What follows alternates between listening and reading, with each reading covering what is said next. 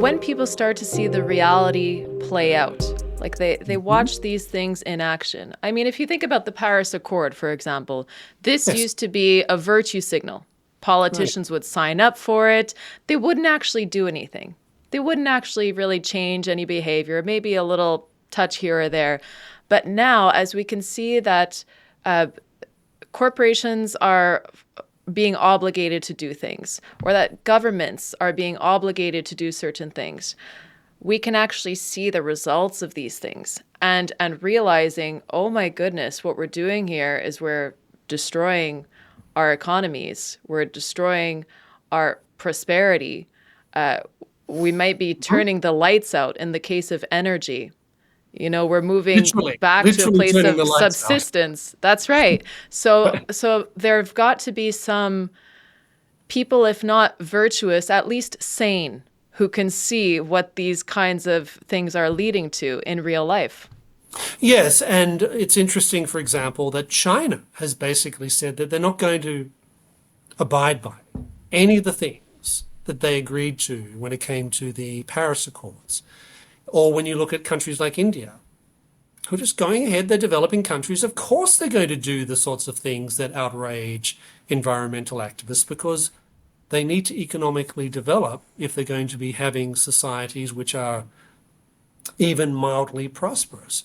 Or if you look at what's happening in different parts of the United States, Canada, Australia, Western European countries, where you're having electricity blackouts because they don't have enough electricity to be able to meet people's needs.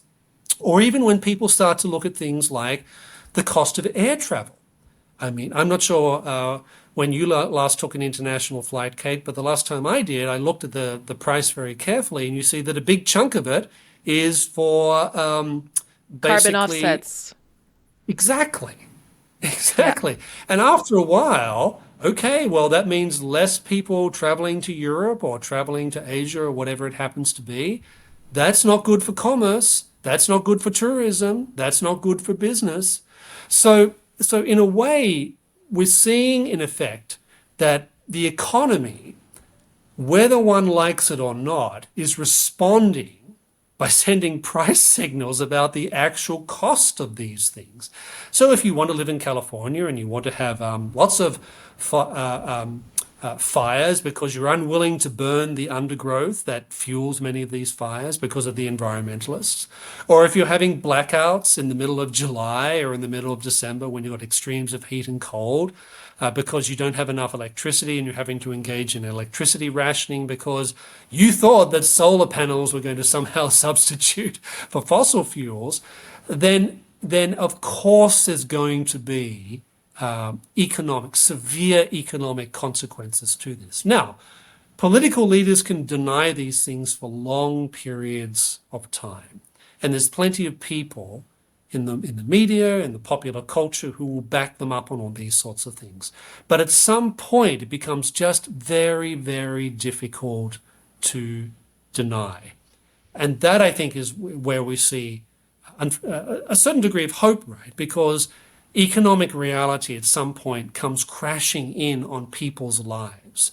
And at some point, I suspect that even the most progressive, unemployable trust fund baby in New York is going to be upset when he doesn't have enough electricity in his apartment to be able to watch to watch shows on their iPad. At Netflix some or point, whatever. those Yeah. economic realities are going to hit home.